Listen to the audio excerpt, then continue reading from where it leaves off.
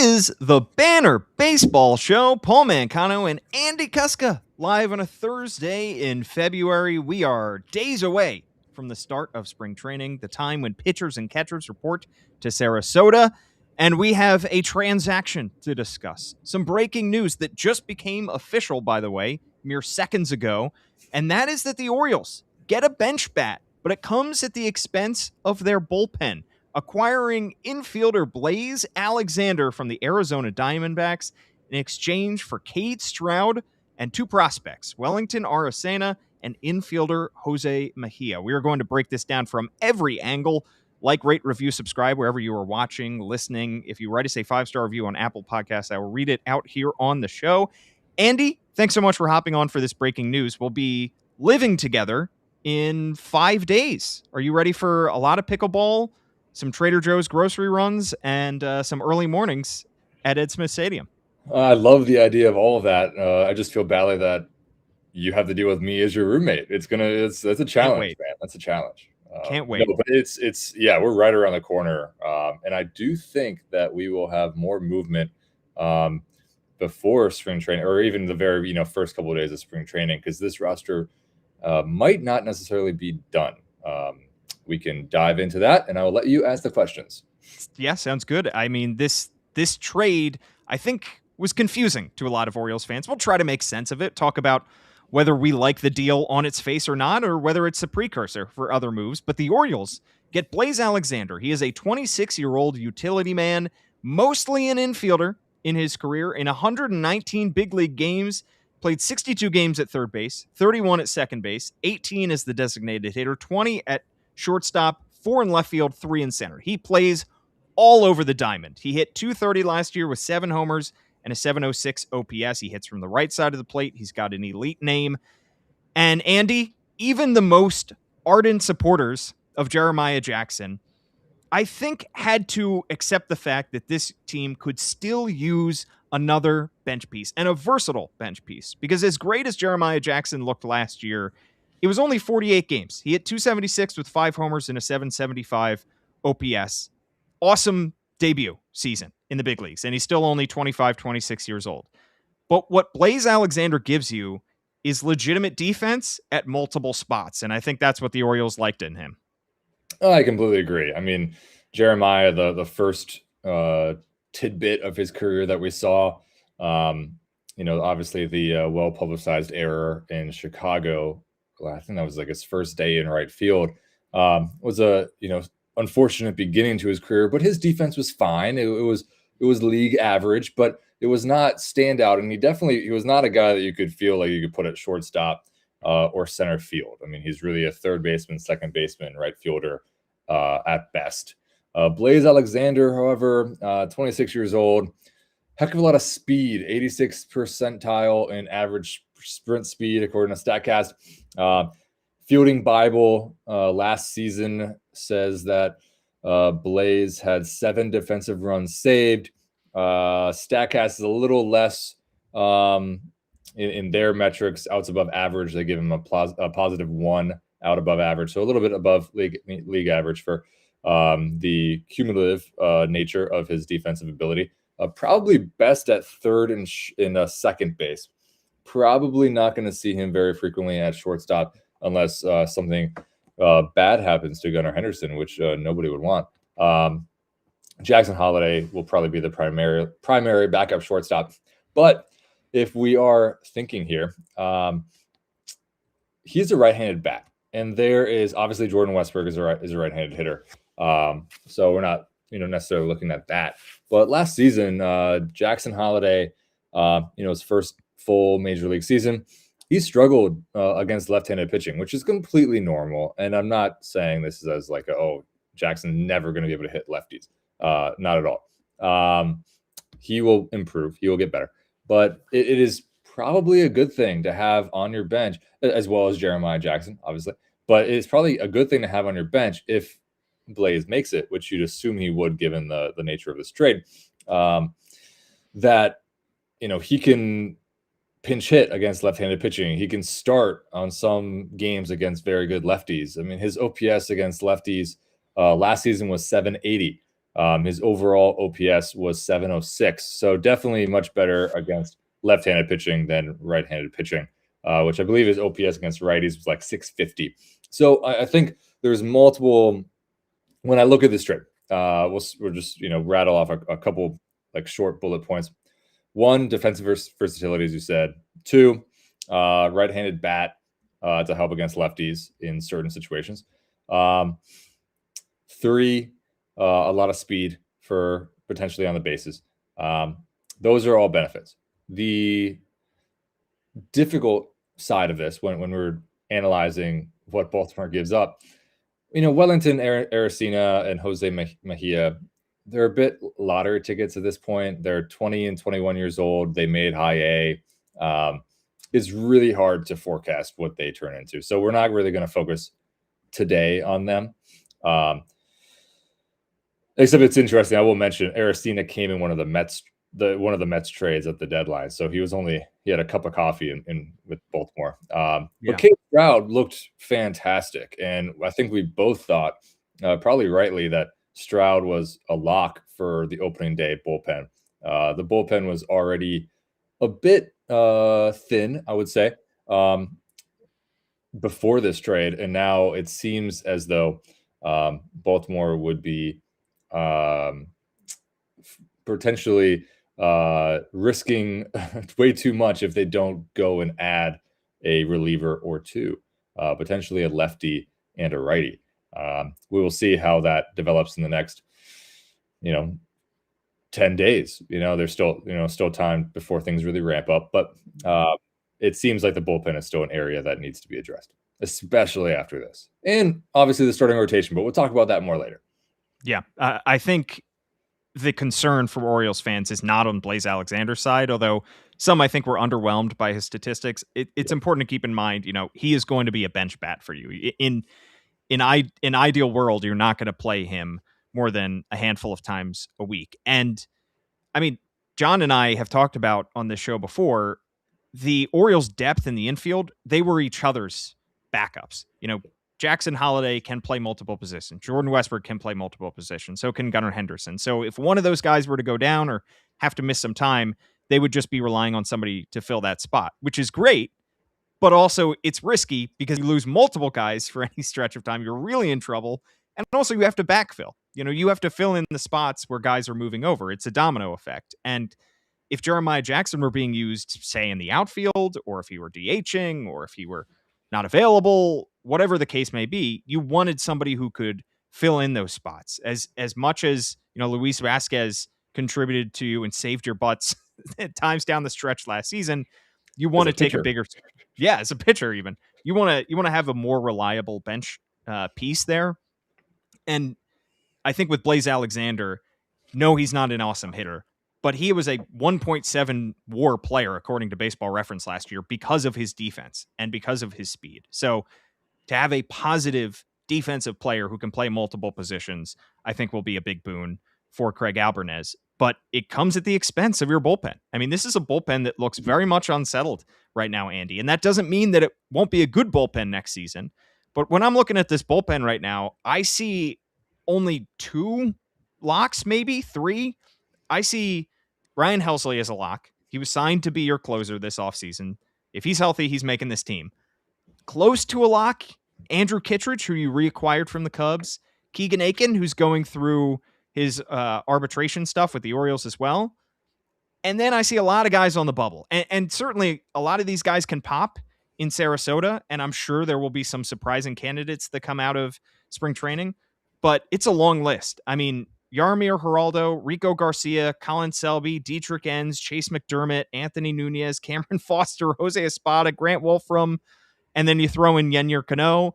Some of those guys might be great this season, but it is a whole lot of question marks. You don't have many sure things in there.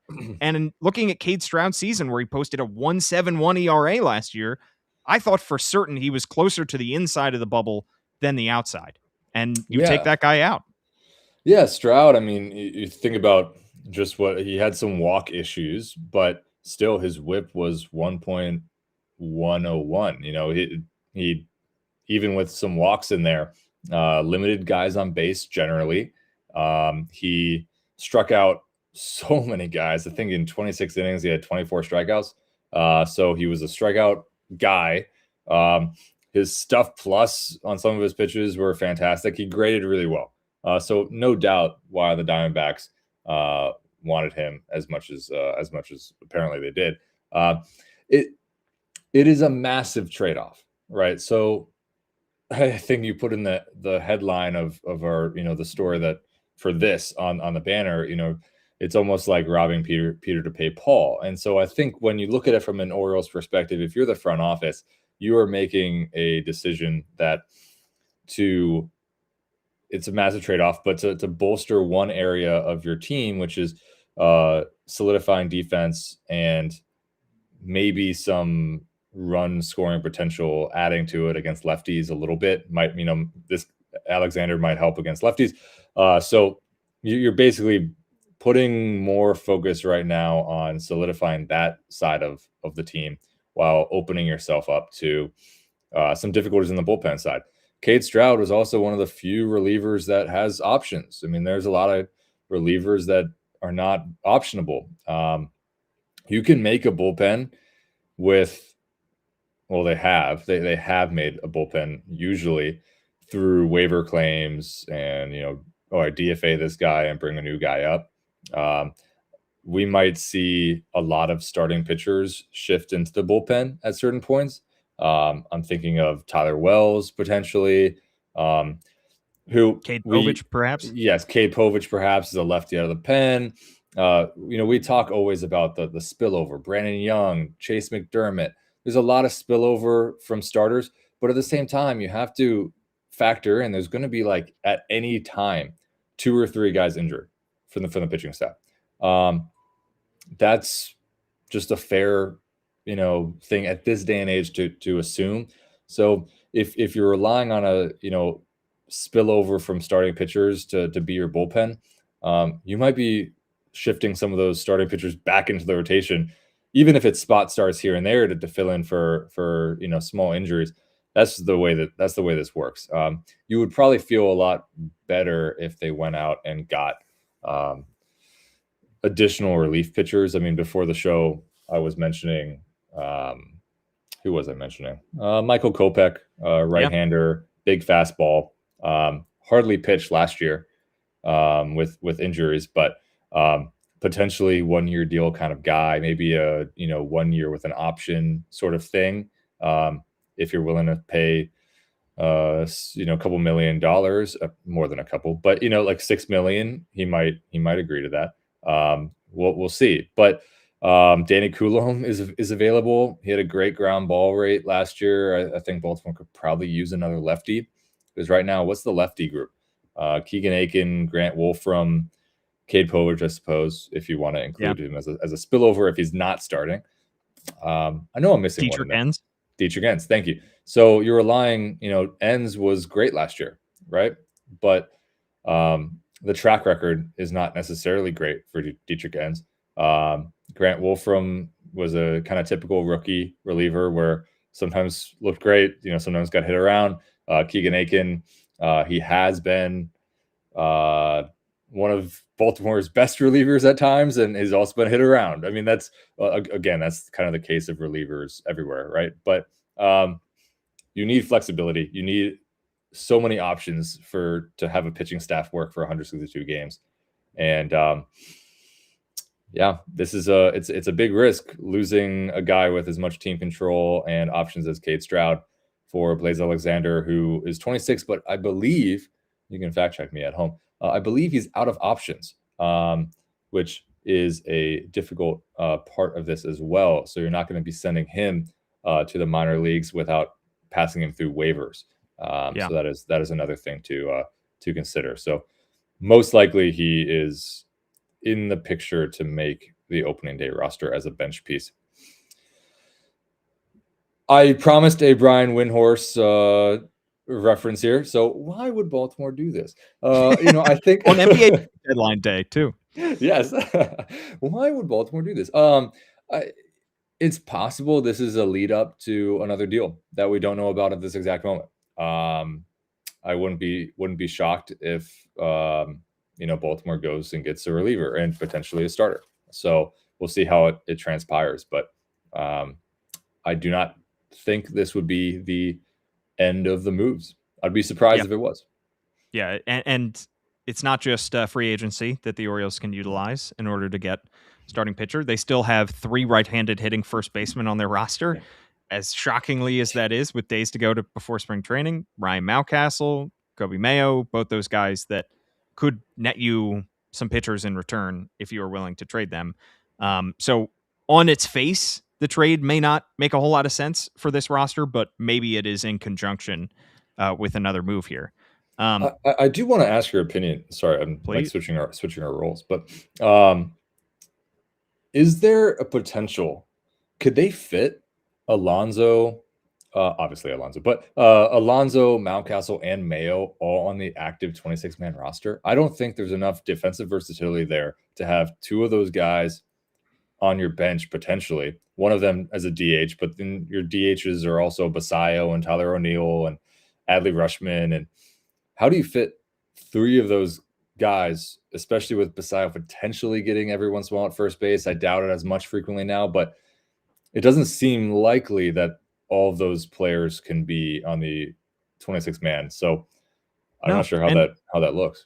and I think this trade for Blaze Alexander makes it even less likely that Oh all yeah. 3 could possibly make it, because now you're adding somebody who can't be optioned, who is likely to make your opening day roster.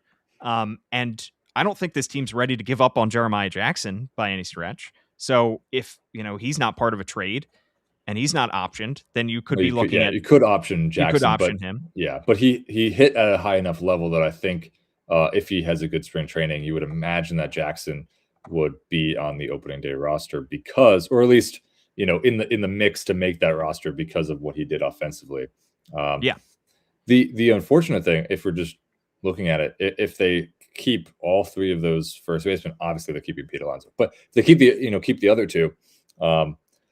You could be looking at Kobe Mayo starting the year in AAA, which would be a very difficult pill for him to swallow for understandable reasons. Yeah, he didn't take that well last season, which is understandable at the time. And now that he is more of an established big leaguer, you'd like to see him for his sake, you'd like to see him get more opportunities.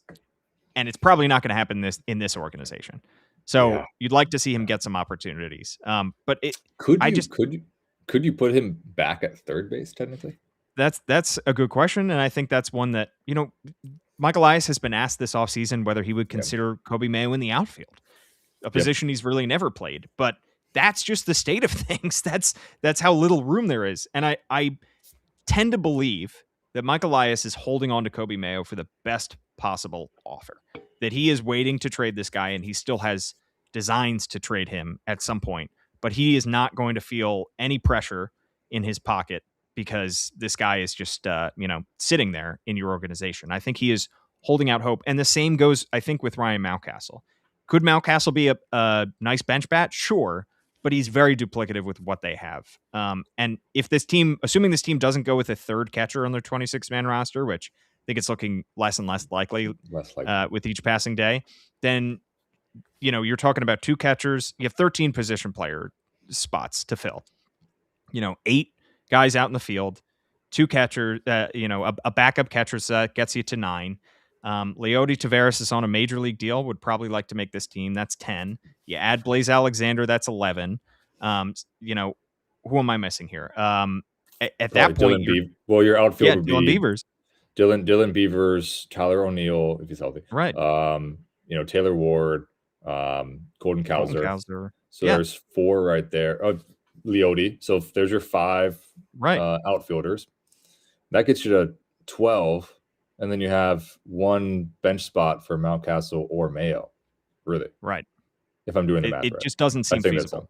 Yeah. It's really it's a tricky one, but I say this all the time, and it's kind of funny to we sit here and we prognosticate about how is this roster going to look. Inevitably somebody will get injured, and that sucks, man. That is awful, and it's you don't want to plan for that, but you have to plan for that. And so at the very least, I mean, like it's helpful. Like if you're Mike Elias, you don't want to give up Ryan Mountcastle for nothing, because that's part of the reason they didn't non-tender him. You give him a contract because you know he can play a strong defensive first base, and you probably believe that he can perform better offensively than he did in 2025. Yeah. If he's healthy. So because of that, you're thinking, well, what if the worst thing happens and Pete Alonso, twists his ankle and he's out for 3 weeks? Well, for 3 weeks there, you could have Ryan Mountcastle as a very strong backup. So all of that is to say, options are imperative in this game. You need depth, and Blaze Alexander gives them depth. How this all comes together, we probably will have a better idea on March 19th. Once we, have seen this team play baseball games in the spring training capacity, once cut downs, begin to start. And then on the 21st, 22nd, when Baltimore brings its, contingent of players up north, we'll have the kind of the final idea. But until then, it's such an open competition. I mean, Yeah. Luis Vasquez, like he played very good. He's a very good defender, so I think you would be okay technically with him as a utility infield option if you needed it. There's so many configurations this could look like, which I know doesn't really answer anything, and I'm just yabbering. But no, it feels very unsettled at this time. I think if I've done my math right, the Orioles have pretty much 9 100% locks to make this team in the position player side, and then you're talking about 4 spots for Leody Taveras, Dylan Beavers, Blaze Alexander, Jeremiah Jackson, Ryan Mountcastle, Kobe Mayo. So 6 guys for 4 spots. So that's I would personally add Beavers to the lock position. Right. So then you're really looking I think at you put Blaze 3 in there guys too. for 5. And yeah, I think you put Blaze in too. So then you're looking at, you have what, 2 spots for 4 guys? Is that correct? Yeah. Yeah. So 2 spots. So the 4 would be Leody. And the thing is, so this is actually an interesting thing. Well, I hope everything's interesting, but Blaze Alexander has played center field. We're talking about like 3 games in 2025. So like, not very frequently, right? Could you say, if you're the Orioles, okay, Kowser starting in center field, Blaze Alexander as like, a backup here and there. Could you be comfortable with that if Leody doesn't like you not have Leody? I don't think I'm comfortable with that. I would. Yeah. You would want, in my opinion, you kind of need 5 outfielders because you want Beavers for his bat. For and sure. He's really a corner guy. He's not going to play center, most likely. You probably need a backup center, a defensive first center. Like that'd be really difficult if you didn't have that. And how much can you rely on Tyler O'Neill? I mean, Tyler O'Neill is, we're talking about him like he's a starter, but you're correct. Yeah, I played around 60 games last year. So yeah. Well, let's jump to the pitching side, because you wrote a great story on thebanner.com where people can subscribe $1 for 6 months about the fact that Framber Valdez is off the board. He's reportedly agreed to a 3-year, $115 million deal with the Detroit Tigers. The Orioles had been connected to him all offseason long, of course, in part because of Mike Elias's Astros connections. He is gone. So he signs a high AAV deal to go to another American League team in the Detroit Tigers, and he joins a rotation now with Tarek Skubal. And the Orioles have added to their rotation this offseason, but they may still be missing that ace. They add Shane Baz in a trade with the Tampa Bay Rays. They re-sign Zach Eflin on a 1-year deal. They don't yet have, the guy at the top of the rotation that we thought that they would go out and get. And it's only, you could look at the rotation and say, all right, well, Kyle Bradish is expected to be healthy. He looked like an ace the last time he pitched a full season. And you could say Shane Baz, if everything goes right, and, you could point to batted luck ball batted Yeah. ball luck, excuse me, last season, and being a little homer prone in a ballpark that's homer prone, and say, all right, he's going to take a step forward. Trevor Rogers was the most valuable Oriole. He had a sub-2 ERA. Fine, maybe one of those guys is an ace, but we're going by what Mike Elias has said repeatedly. He said it last offseason, and he said it this offseason, that they are very engaged with these top-level starting pitchers. They're looking to bring somebody like that in. And if they don't, I'm sure we'll hear from Mike Elias in Sarasota saying, well, we feel good about our rotation. But what we know is that Mike Elias has been searching for somebody who can fit in near the top of the rotation, and they just haven't acquired that guy this winter. Yeah, that says Valdez, by the way, right here. Just a little typo. Thank you. No, Yeah, it's okay. thanks I for the don't think typo, anyone yeah. would care. But just there's not a Framber Valez that's on the free agent market as that we know of. He could be the ace. He could be the ace that Baltimore's searching for. I do often listen to our stories because on the Banner app you can listen to the stories, and they're very good with pronunciations for the most part. But one guy, instead of Valdez, says Valdez, and it just gets me every time. That's awesome. And Craig Albernez is Albernas. So that's the one downside of listening to the stories. But they're great stories, and it's great to listen to them. Anyway. Oh, well, I have never listened to a story, I'll be honest. I just usually read them. But listening is a new frontier. Anyway, the actual question was, so this is interesting because it's not so much, in my opinion, like, okay, Baltimore missed out on Framber Valdez. That is a massive miss. How, what are they going to do? It's more about the large picture overall, where for the last, you fixed it. For the last two, off seasons, we have seen, since Corbin Burns left, Mike Elias has been open about Baltimore's desire to add a top level, top half, however you want to phrase it, front line starting pitcher. Yeah. And for now, 2 off seasons in a row, that seems to be a hole and has not been accomplished, it's a good offseason. Like, you can look at this offseason and say, this is probably the best offseason Baltimore has had, in terms of you go get Pete Alonso, which also shows immense ownership, willingness to spend. That's important. That was an important step for this ball club. You get a closer, you bring back Andrew Kittredge. That was a pretty good deal. So on and so forth. Shane Baz. I mean, Baz could become that sort of guy in the future. But if we're relying completely on ifs and coulds, you feel a lot worse about what might happen than if Baltimore had a Ranger Suarez, a Dylan Cease, a Framber Valdez. Mackenzie Gore is probably not the answer, but you could have traded for, and that was a haul that they got back, obviously. But that's a big high risk trade, and they gave Baltimore gave up a lot for Shane Baz. Freddie Peralta traded to the Mets.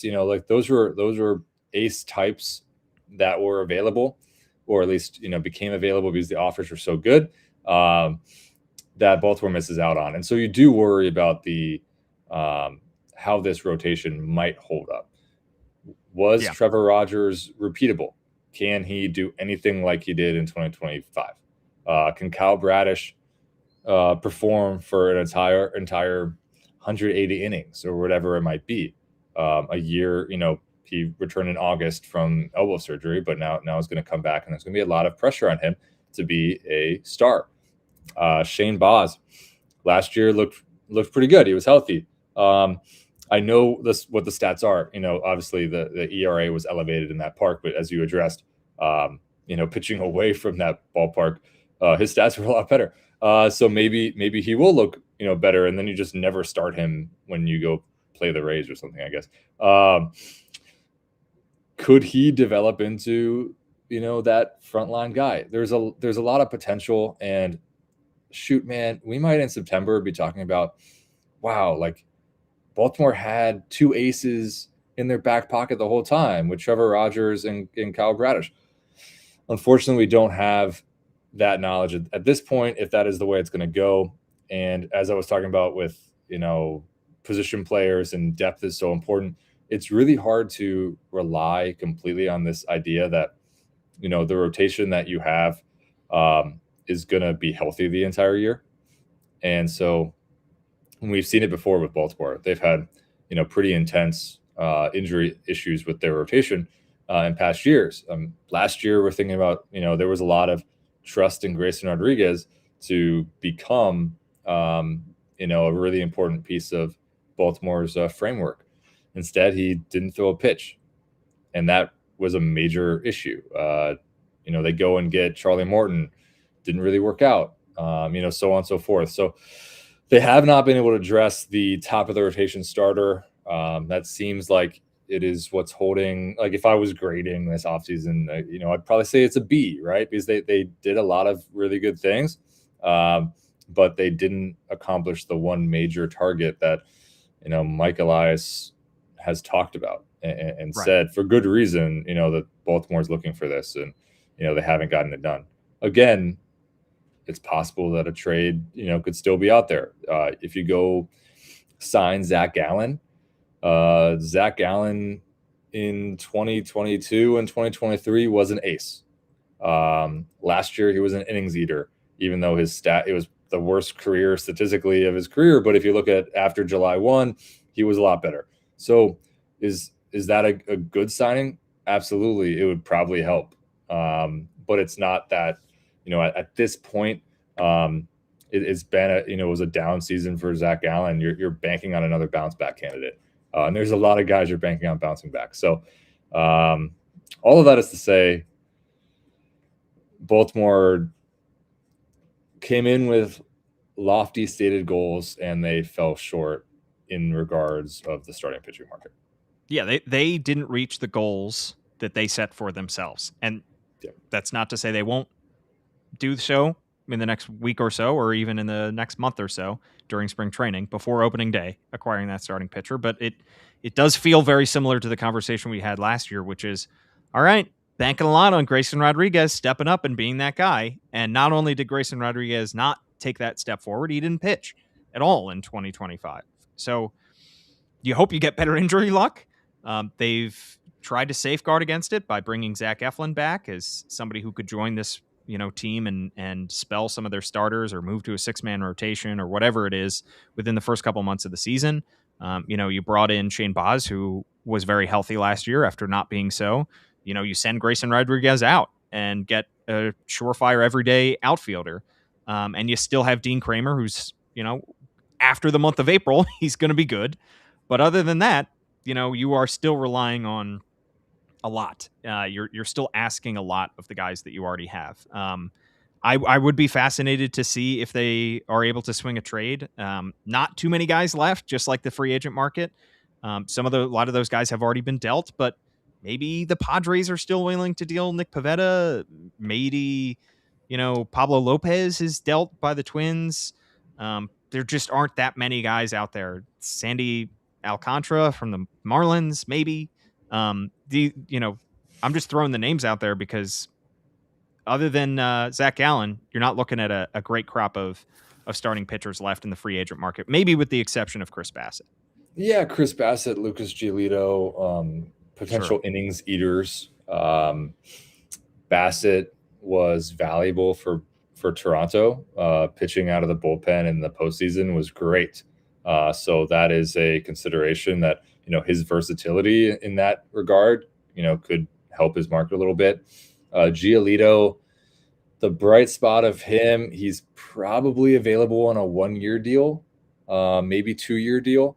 The length of contract is probably more attractive for Lucas Giolito. But again, Giolito missed 2024, came back last year and really struggled for the first, beginning, 6 starts or whatever, 7 starts. Looked great the rest of the way. So maybe you believe that the real Lucas Giolito was, the back half of the season and the elbow soreness that he felt, and it ended his season. He wasn't available for the playoffs. He says it was, totally fine after 3 days and he's 100% healthy. So I guess you trust that. And obviously, teams do their own physicals and medicals, so they will, discern what that looks like. Those are the three options on the free agent market. I guess Zach Littell, Yeah. is available. But I think the three main options would be Giolito, I'm blanking, Bassett, and Gallen. Yep. But obviously not the top end starters that were available earlier in the winter on the trade market or the free agent market. So it's going to be a little bit of a challenge. How about they bring back Tomoyuki Sugano? Cruz I know you love to chat with him in the clubhouse. He's a fascinating guy. I know, great guy. I would Shintaro Fujinami, bring him back, make him a starter. Somebody posted a picture of him donning a Ravens hat recently. Did, yes. He was wearing one while training in Japan, and I was like, that guy, wow. Honestly, some of the most fun I've ever had covering a player was Fujinami. Not kidding. He was awesome. He was awesome. I mean, not on the field, but you never knew where the pitch was going. Yeah, you never knew where the pitch was going, but that was half the fun.